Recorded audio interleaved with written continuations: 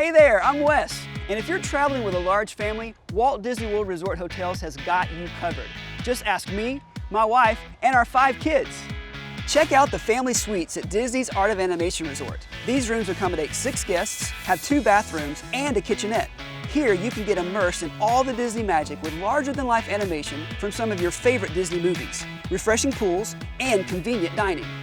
Just across the lake from Disney Springs is Saratoga Springs Resort and Spa. This Disney Vacation Club resort has picture-perfect possibilities for your large party, with options like the 2-bedroom villa, which can sleep up to 8, or a 3-bedroom grand villa, which can accommodate up to 12.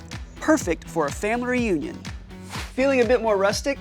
How about the cabins at Disney's Fort Wilderness Resort and Campgrounds? Here, you will experience the pioneer life on the American frontier with all the modern benefits of staying at a Disney resort. These fully furnished private cabins feature living, dining, and sleeping space for up to 6 adults, with a full bathroom, private patio, kitchen, outdoor grill, and more.